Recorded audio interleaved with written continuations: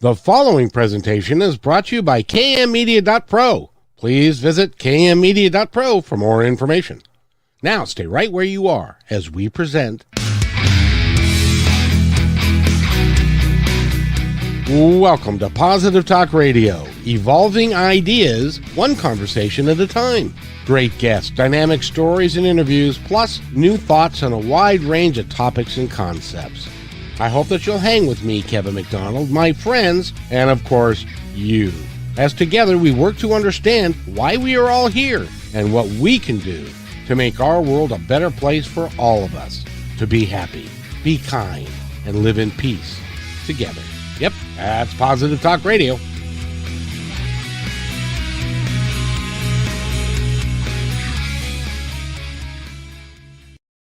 To another episode of Positive Talk Radio. My name is Kevin McDonald. I get the rare thing of being your host today. Of course, I'm that every day, but that's beside the point.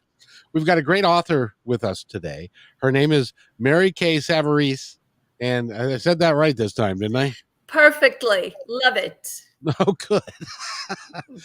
And as you know, I can be challenged in that respect, but you are an author of note, and the book about the toilet. No, I'm kidding. The first book that you have out has, and we were just talking before we began, is up for some awards. Talk about that a little bit, if you would. Yep. Well, Kevin, it is such a pleasure to be back with you again in your wonderful audience. And I am known as the author with her quirky titles. And you and I have discussed my first book, Tigers Love Bubble Baths and Obsession Perfume. Who knew? And I am thrilled with the second book. We've talked about it previously, and she was just getting underway. The Girl in the Toile Wallpaper. And toile wallpaper is something that is part of our everyday lives. It is a very artistic wall covering or fabric. I'm just going to pop up with it. It tells a story, and it's usually very artistic, two-toned. And within this wall covering, I saw romance, and I saw adventure and fantasy. And so I wrote The Girl in the Toile Wallpaper. And it is the first of my Star Writers trilogy. Which is really cool. But I want to reference the first book before we go too far, because I love the story of how that book came to be, which was you actually saw a tiger in a bubble bath. Yes. Oh, incredible. So, Kevin, drinking cologne. Drink, exactly. You're going to make me crack up this whole interview. I love it. I did. I visited the St. Augustine Wildlife Reserve in Florida. And this wildlife reserve is an old home for big cats. And I don't mean little kittens. I mean lions and tigers and panthers and jaguars. And they are brought to this reserve possibly from TV shows or movies, or at one point people had them as a pet and they gave up because they wanted to bite their heads off. And at the end of this tour, I come to this vat, 15 feet wide, 5 feet high, overflowing with bubbles. And I wonder, okay, who is this for? And out saunters this incredible creature, a 600-pound Siberian tiger, walks across the plank, looks as though he's taking off his robe, and he slips into this bubble bath and sticks his tongue out. And the wildlife handler, she's on a ladder. There's a very thin cage between them, as there is between the people like us that are standing there watching this tiger in the bubble bath. And he just sticks his tongue out, and she sprays Obsession perfume on his tongue, and he lapped it up like crazy. And Kevin, I said to myself, that is the title of my next novel, Tigers Love Bubble Baths and Obsession Perfume. Who knew? And I wrote a murder mystery intertwined with a supernatural or spiritual twist around that. It always amazed me because the titles that you come up with are, who knew that that was going to be a murder mystery? You would have thought it would have been like a children's book, kind of thing. But you are a prolific writer in that way, and the second book that you've done has is in line to win some rather prestigious awards, isn't it? Yes, and I am so thrilled, and as an author, humbled, so humbled, because there's so many authors that submit to these book awards, and they're very important because they are judged on a level not here, but here. So you are in such incredible company. And last week, I was so, as I said, thrilled and humbled to receive an email from my publisher, Indigner House, that the girl in the 12 wallpaper, she is a finalist up for first place or the grand prize. And that is in fiction and in the young adult category. That's really, really special. And you're right, with the number of authors that are out there, the number of books, and you know better than I how many books are published on a daily basis. Yes. To be As many as podcasts are there. exactly. Exactly. We both have got the same challenges. Exactly. And you got to keep at it, and you got to keep working at it, Mhm. but your skills as a writer and the fantasy and the fiction that you do is really incredible because it rose above the rest, and you're out there kind of all by yourself. Now, is there a red carpet involved here? If you win, do you get to go someplace cool? Well, do you know where this is? This is in your neck of the woods because it is the Chanticleer International Book Award out of Washington State. Oh, cool. So, yeah, they will notify me, and I'm going to actually see what I can do because at this point they are going live, but you never know in this day and age with the way things turn out. And Yeah, that's everything opening, shutting, opening, shutting. I know. I know. And right now it's not bad in Washington, Yeah. but wait a hot minute and we'll find out what happens because it could change at any given moment. You know how that goes. Yes. Yeah. So where are you, by the way? I live in Florida. I Oh, I am I grew up in Brooklyn, New York, you and sound like a New York, Brooklyn you kind of can gal. I can never get rid of this Brooklyn accent. It is with me for the rest of my life. But I grew up in Brooklyn. Now I love Brooklyn, but I left at a time where it wasn't as chic as it is today to live in Brooklyn. And I lived in Massachusetts and then Connecticut for several decades. And now it's not that we're retired. My husband still works, and I am so busy writing and marketing. But we've moved down. I think we've had it with that cold weather, and we moved down to Florida 6 years ago. I hate that term snowbird, but we did go back and forth, and the kids left the roost. So we decided it's time for us, and we are in sunny Florida. Very nice. Now, you got to admit though that the culture differences between Brooklyn and Florida are rather profound. Profound. And as we all know, all these diversities are what make everything incredible. And it's so wonderful. As I said, when I left Brooklyn many, many years ago, it wasn't the place it is today. I mean, the millennials are just flocking there and younger. And it is the place to live. My daughter lives there, one of my children. I love to go back. But as you learn, things change in your life. And you need that change. And sometimes that swift movement is not what you need in your life, and you need maybe something a little bit slower. But I still love all the fat. I mean, I love the city. It truly is unbelievable. But it is a busy place, Oh my gosh. and everybody is really intent upon getting to where they need to go because they got too much stuff to do. You said it. Intense. They'll knock you over. No, I'm just kidding. No. No, I've heard stories. But yet you hear when New Yorkers need to step up, they always step up.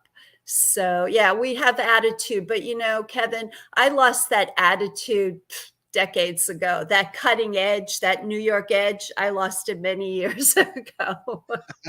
Well, and has served you well, because in Florida it's a little bit more relaxed, but it would be nice to have a nice smile on your face when you talk to people and stuff like that. Yeah. So that would be really cool, and you do all that. So now tell me about, you've got a trilogy.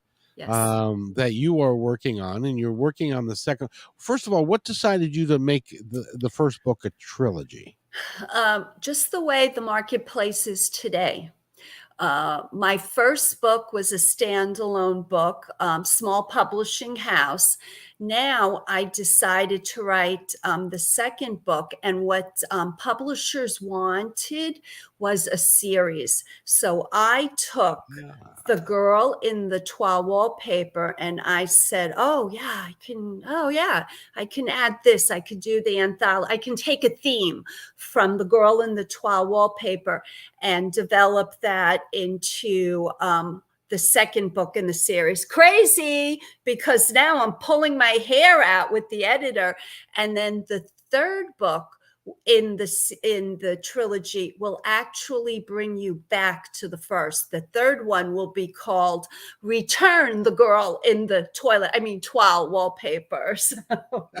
See, you almost said it. No, I say it because I always get a laugh out of you, because you always needle me with that. I love it. Yes, indeed. Well, the interesting thing about that is because of the toile wallpaper. Did I say that right? Perfectly. Yep. Okay. Because of that and the different images that are on it, it's almost like a what was it? Alice in Wonderland kind of thing. It is. And that's what The Girl in the Toile Wallpaper is, and the whole series. It is fantasy adventure. And I love to write in fantasy adventure because reality, as we know, is too real. So I love to bring my readers, just take you out of your regular life and sit you down with something that takes you out of that and puts you into a fantasy world. But what does that say about me? I'm trying to get out of reality too myself, and to just create these characters and this fantasy world is it's a blessing, because it keeps me going. I want to wake up every day and just get to it, and just keep writing at it. Well, as you and I have discussed in the past, that this world needs a little bit of diversion. If you watch the news too much, if you see all the negative things that are going on in the world, a nice fantasy novel is great to be able to sit down and relax and not deal with necessarily reality, but to deal with some fantasies and we all have fantasies. That's we do.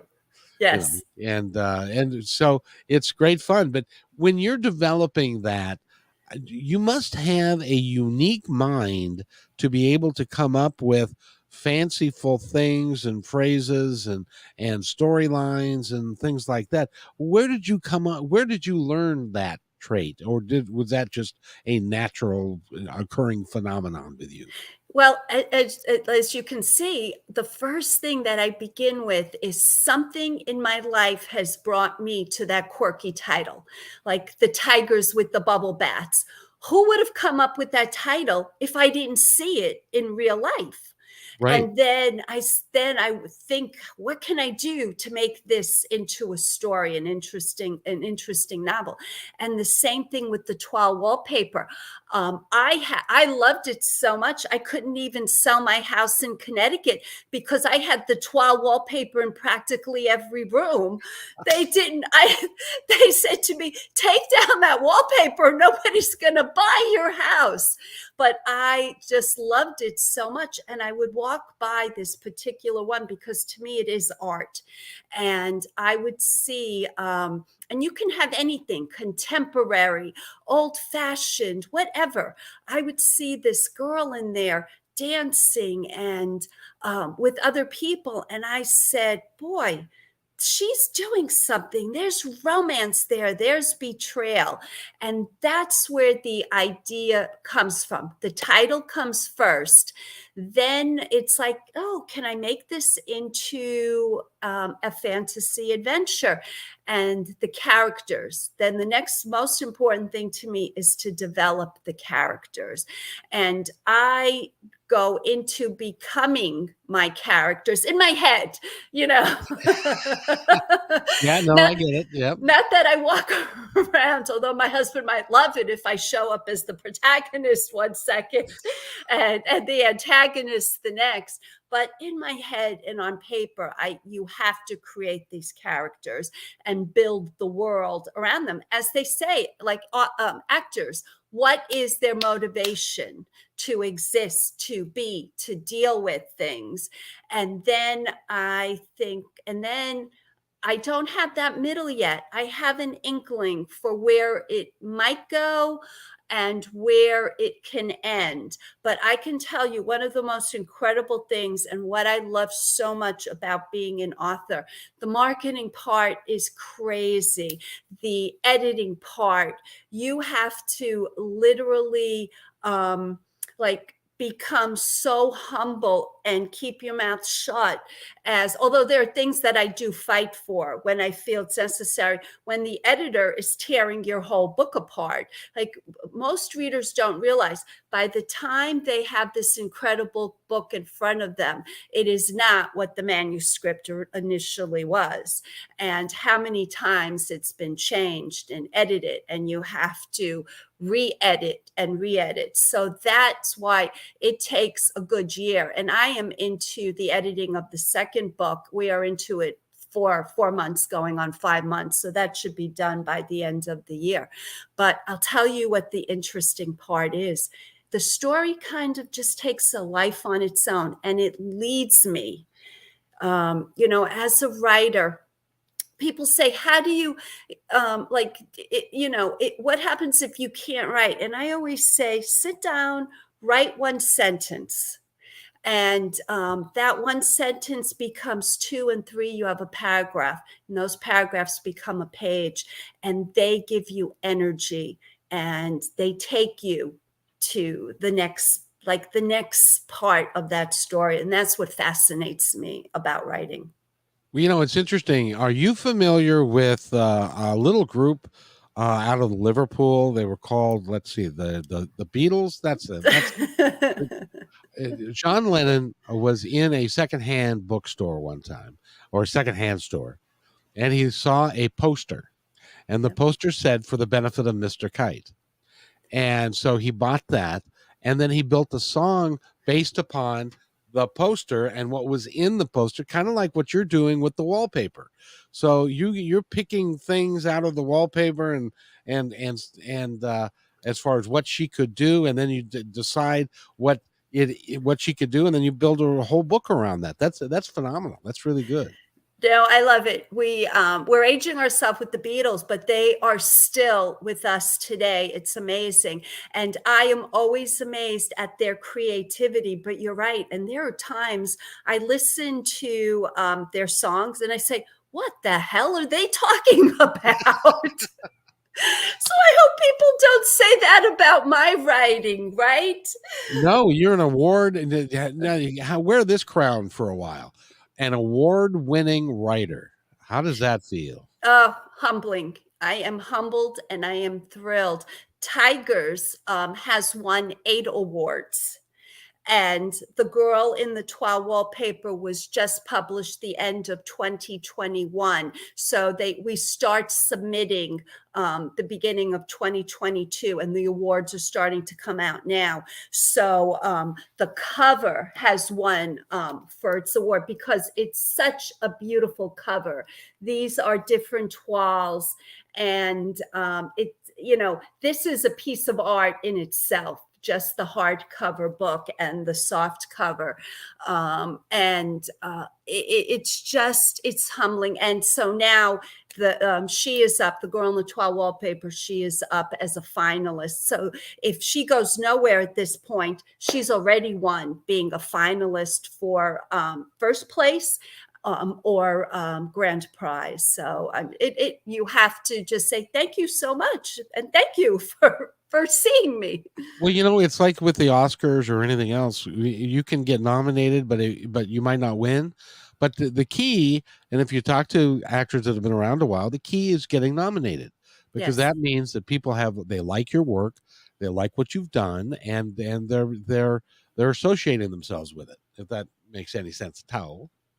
Absolutely. And, to me, being an actor, I think when I was younger, I used to think, oh, how hard could it be?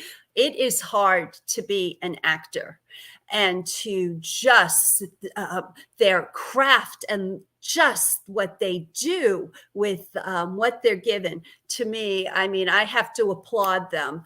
And one of the secrets I was told by one of my editors to writing is, if you can see it in your head as a movie, that's going to be a big help to you. Oh, exactly. Now, and I was an actor when I was younger. I'm now acting like a podcast host. Never mind. But That's why you're so fabulous. well, thank you. Um, I'll own that.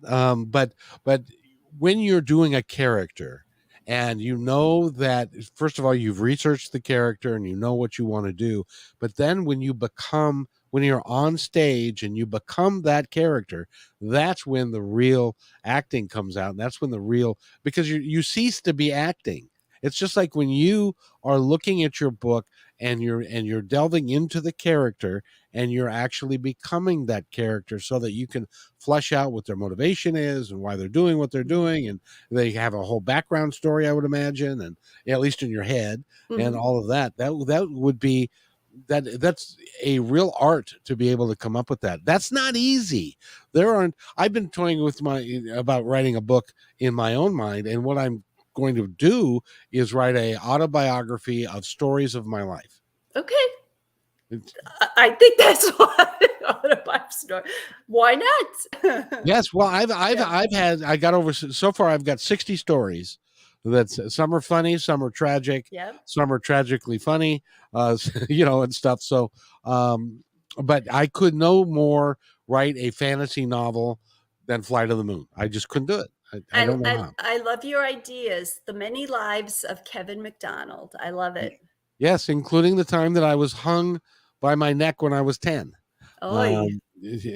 To when I was a boxer and I went and fought at a penitentiary. I wasn't in the penitentiary, mind you. I went to visit, and then I got my ass kicked, and just various stuff like that. So, and always with a message as to one of the messages would be, never go to a penitentiary to fight an inmate, because that's all they do is train all day. And they're mean. So it's not a game, it's real life, and stuff. But it's amazing what you're able to do. Now, I know you're editing the second book. Have you already mapped out the third book, or is that still rattling around in your head? No, the third book, I am almost halfway through with the third book, because we are it just takes a lot of time to edit a book. So I do work with my editor once a week, and we spend hours, and she's incredible. She goes line by line and just literally just said, nope, no good.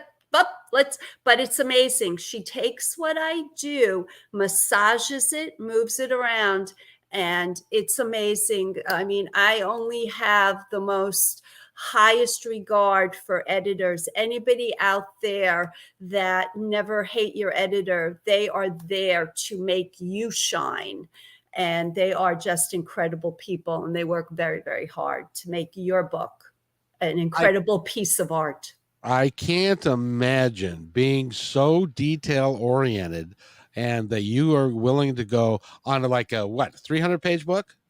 Yes, and basically we look at about like a 325-page book, which is about, in literary terms, you say 90,000 words. But I'm going to talk to you guys. I'm going to say 90,000 words. Yeah, 328 pages.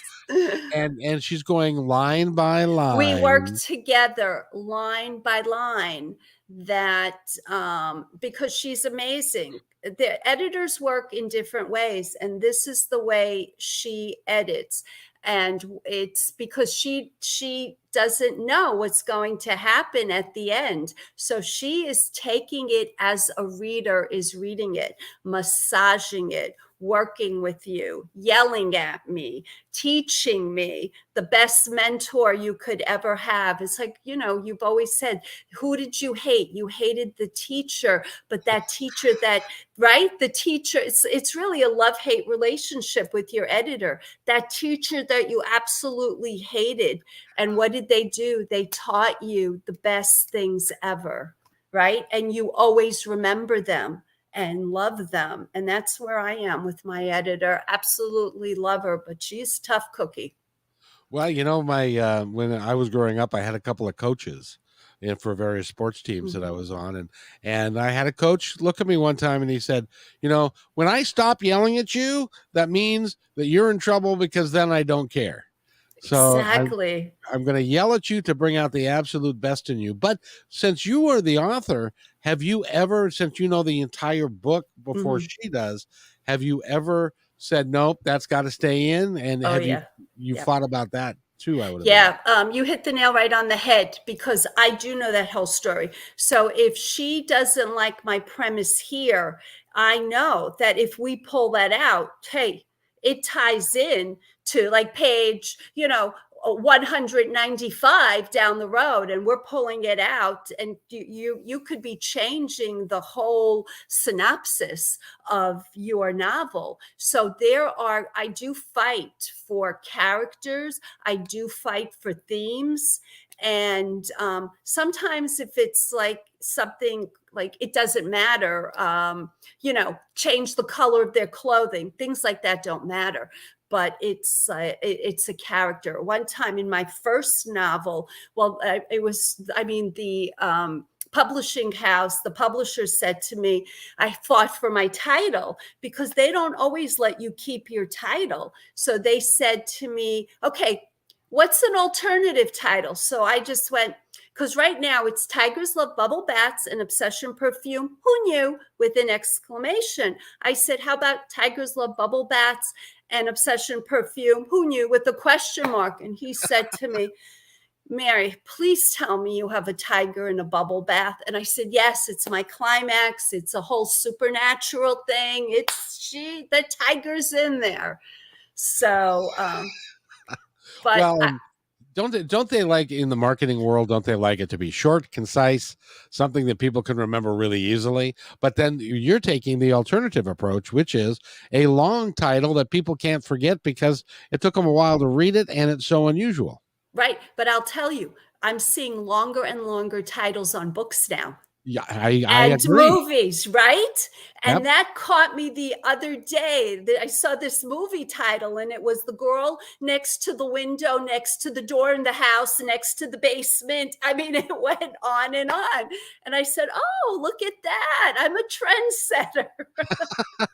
Well, you certainly are, and that is really cool. So now you're in the middle of the third book, and that one's going to be, you're going to go into the editing process, and that's going to be out in like Next 24. year. Yeah, no, because right now we are looking, you're right, we are looking at the end of 2022 for book number 2.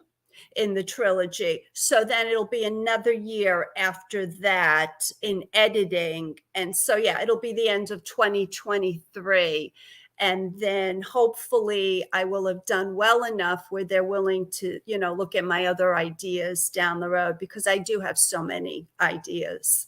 Oh, do tell. What else you Yeah. got rattling around in there? Oh my God, the quirkiest titles. The one of my titles for my books, for my it's a manuscript. I mean, I've gone through so many rejections. You have to build that thick skin, but I do have a title: "The Only Inheritance Facilitator." I'm here because of a quirky little bird, stupid. I mean, I have that long title. So I do. That's where I begin. It's that quirky title that I love. And, I have to tell you, Kevin, I've gotten such wonderful feedback on the titles.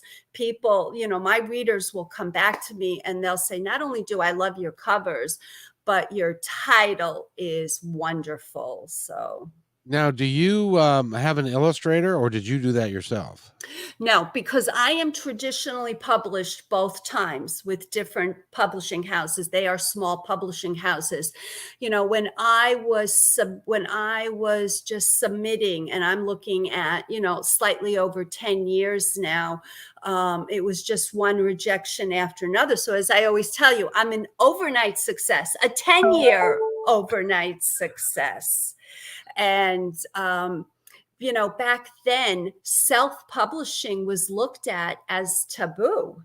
And Right. my goal was to become traditionally published. So I'd put it aside. I'd write another manuscript and I'd resubmit again, and times have changed. But now self-publishing has come such a long way, but I am traditionally published. So your question is, before I lose my train of thought, no, they do everything. And that's the difference between self-publishing and traditionally publishing.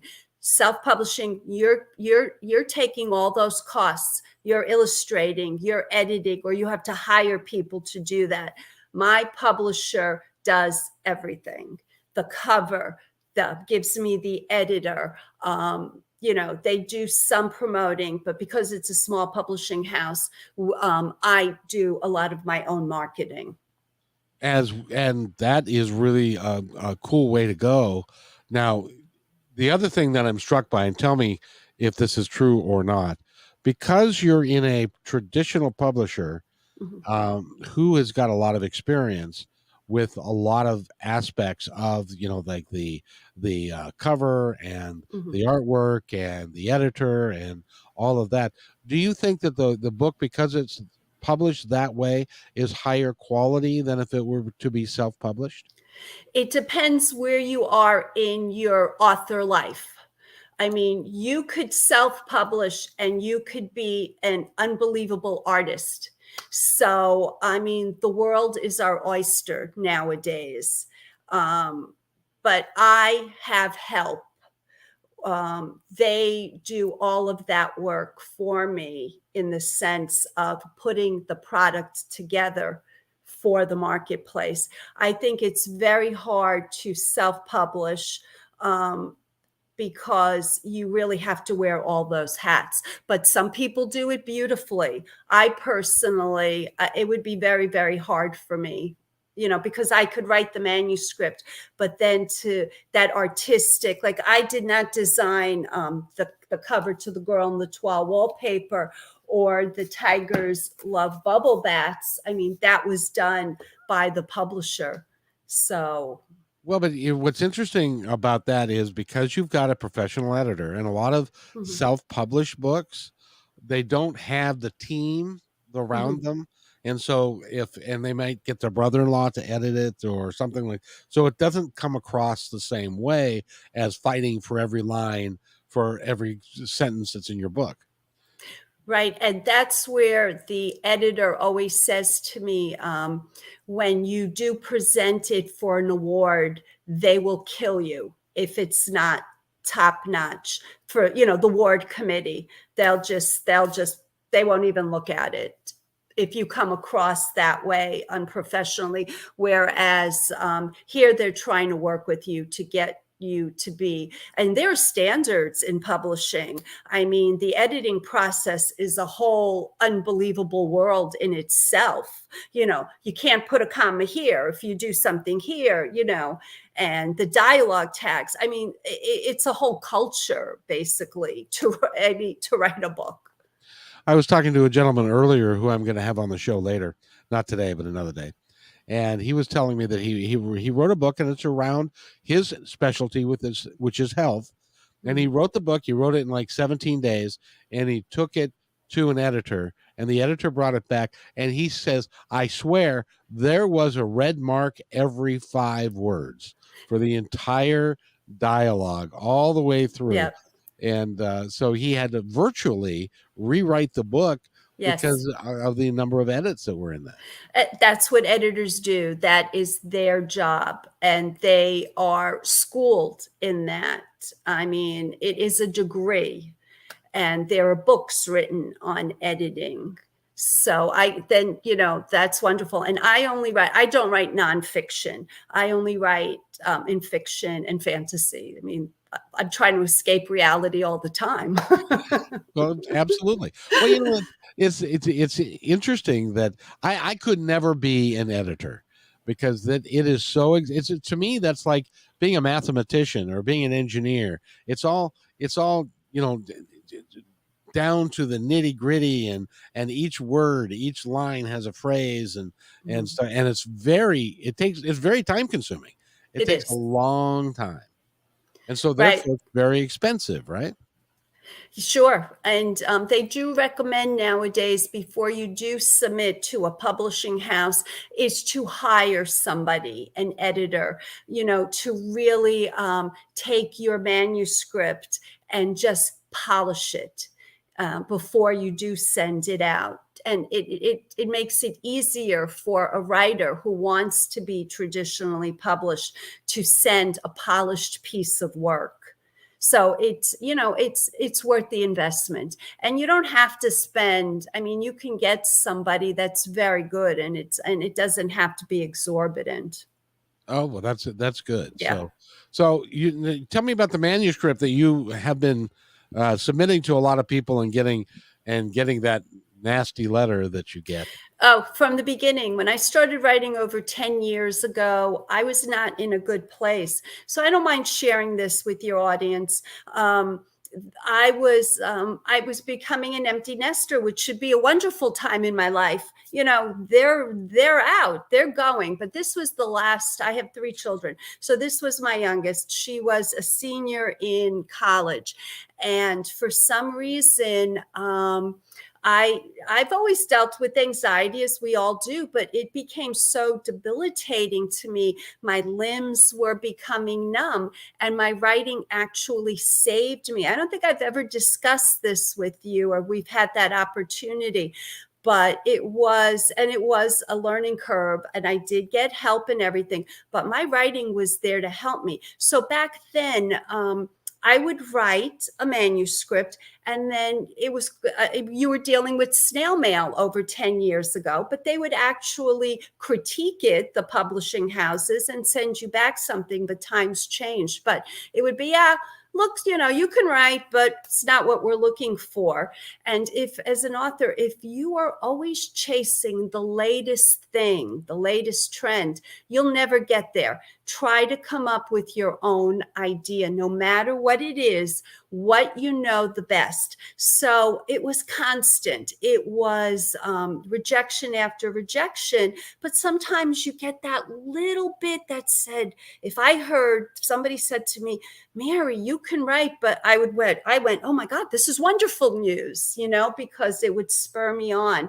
And my writing was like, just it helped me at a time in my life when I needed it.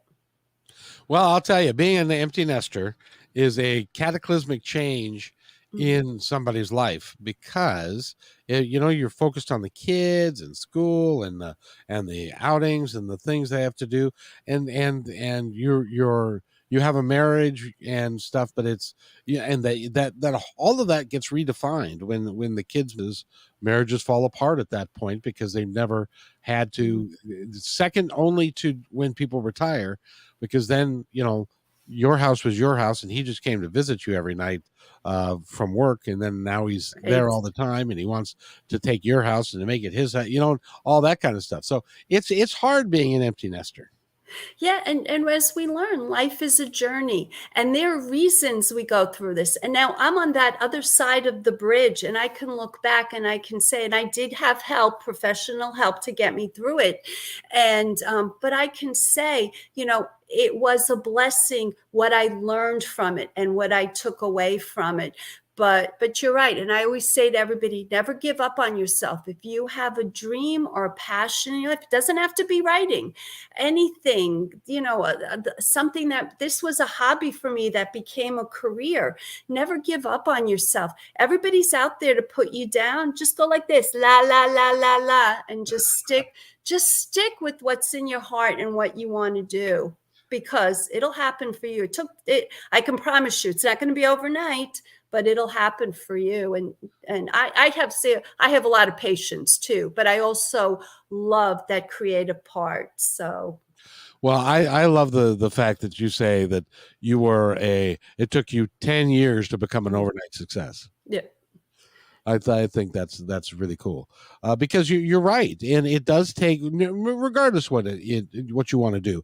If you are a carpenter and you just love to work with wood and stuff, it takes time to develop your skills and stuff. Same thing like what I'm doing, what you're doing, but you got to do something with your life to make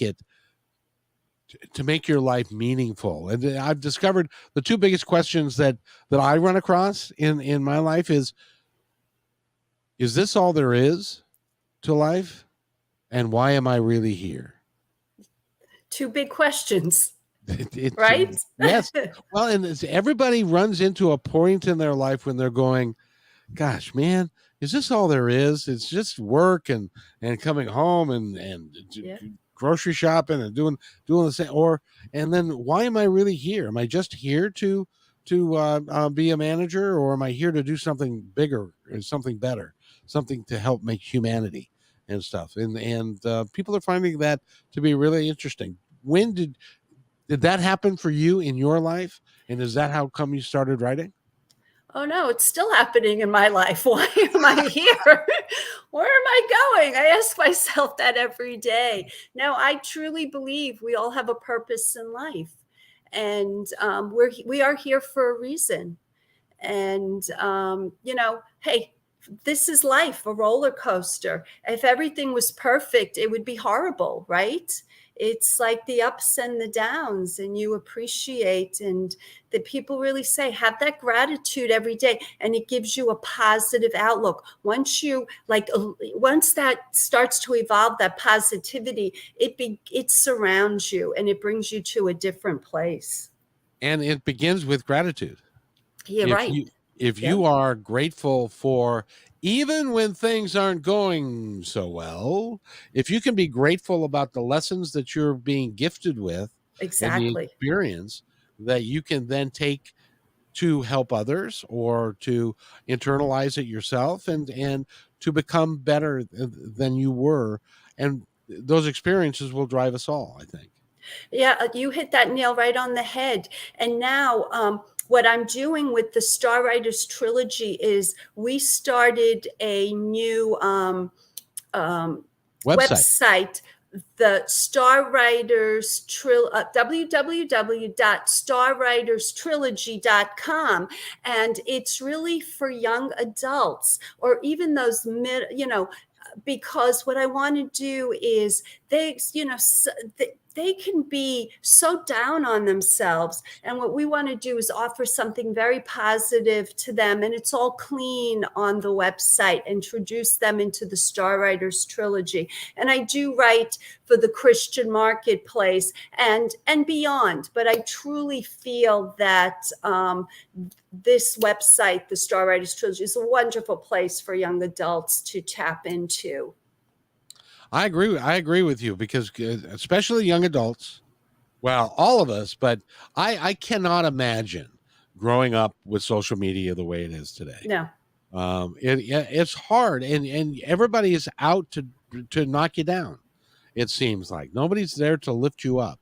and it's really hard for young people, especially teenagers that are going through puberty and all the hormones and all the, you're fat or you're not fat, Mhm. you're ugly, all that stuff. It's hard to be a kid. So I'm glad you're doing that. That's really cool. Yeah, every generation it becomes harder and harder, as you said. Sure They're seems like faced it, doesn't it? right because it's the technology, the marvels of technology. I mean, it's got its good and its bad, right? So Yeah, and who knew when I was did you ever watch Star Trek when you were a kid? The original series? I would go back to it. Yes, yeah, And they were talking about, like these things and stuff that a computer that and that they had you could hold in your hand or a communicator right. or whatever. And I thought that'll never happen. Goodness Well, gracious. I truly don't believe in our lifetimes we'll be beamed up anywhere, so I'm not going to worry about that. Well, you don't need to be. You need to stay right here in Florida with the snakes and the alligators. You Yeah, can you can thanks. stay there.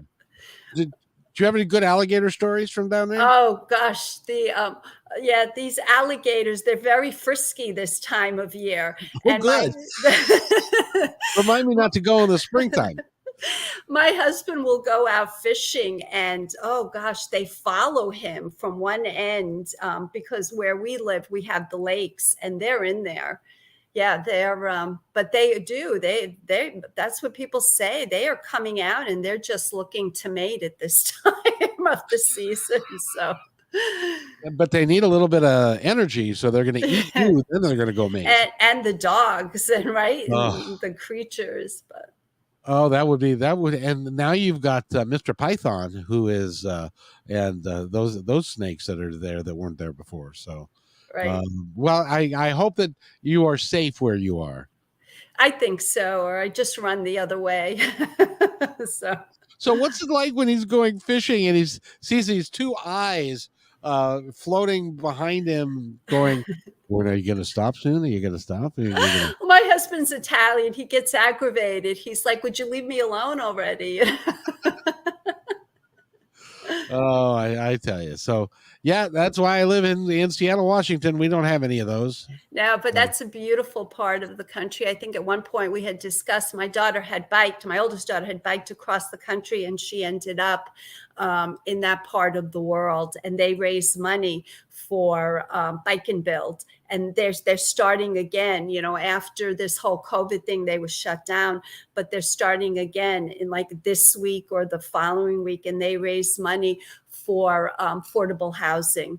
But I ended up visiting her. It was in your part of the world, and it's beautiful there. It really is. The it, wineries are unbelievable.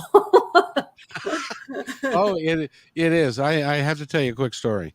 I oh, now I've got another story to write. I was I worked for a company out of Arkansas for a number of years. It was a chicken company. And so a number of the guys, they all lived in Arkansas. And in Arkansas, for those of you that haven't been there, they've got something called ticks, which we have some in the mountains, not very many. They've also got something called a chicker. Yeah. And it is a little bug that gets underneath your skin. Oh, And you have to take a bleach bath to get rid of them, kind of thing. oh my, ugh. And so a couple of guys, they flew up to Portland, and I met them there in a rental car and drove them up to Seattle. And of course, even on I-5, it's green with evergreen trees all over and stuff. And one guy looked at me and he goes, "You mean to tell me that in them there woods there aren't any chiggers or any ticks and stuff like that?" And I said, "Nope, we're good here." And I said, "Dang, I'm gonna have to move here. This is much better than down there." And it wasn't like it's like 95 and humidity is 95 down there and all that. Ugh, I don't know. Yeah. I don't know. Now Florida's not that bad. You are. Well, I am going to find out. I mean, I will be here the whole summer, so I'm going to really experience Florida, as people tell me, at its worst. It's at its hottest.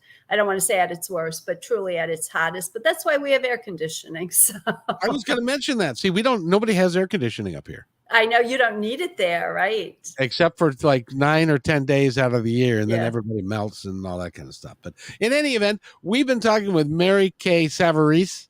She is a wonderful writer. She's got the Tiger in the Bubble Bath Drinking Cologne book out. The name of that book, the proper name, please. Oh, yes. Tigers love bubble baths and obsession perfume. Who knew? I am on Amazon, Barnes & Noble, any independent bookstore, and my author website, www.maryksavarese. Please visit me. I love to connect with my readers, and I give away prizes and things. So do visit my website. And it's, I was, again, very humbled with the reviews I received for The Girl in the Twa wallpaper, because they said young adult, high school age, or older, and they compared it to A Wrinkle in Time and Doctor Who. So those were wonderful, wonderful reviews. Oh my goodness gracious, Doctor Who! Oh my, that's really good. That's so, Mary Kay. It's been a pleasure having you here. We got to wrap this up, but I wanted to give you a moment. There's a young budding writer out there that I'd like you to just take a moment and give somebody that would like to write that has never done it just a little bit of advice. As I said, never give up on yourself, and don't let anybody tell you you can't do it. If you have a passion in your heart and that's what you want to do, is to write, hone your craft, stick with it, and I can guarantee you it'll happen for you. Maybe not overnight, but when somebody says, oh, you're not good enough, you go, la, la, la, la, la, and you stick with your passion, because you are worth it and you can do it. Never, ever give up on yourself. That is very well said. And Mary Kay Savarese, 10 years to become an overnight success. That's pretty cool. That's pretty cool. Thank you for being on the show. And we're going to have you back, because I really love the positive attitude that you bring and everything that you do with the writing. And you passed it on to the next generation, because your daughter's working to raise money for causes and doing some really cool stuff. You should be very proud. I am very proud of them, and gutsy to bike across the whole United States. Yes, when I was younger, I could have never done it. But to me, that takes a lot of guts. And it does, and also a bottom of iron, because you'll get really tired from riding a bike. I can tell you that. And if you're driving and you see this, whatever they call them, pods of bikers, just be careful.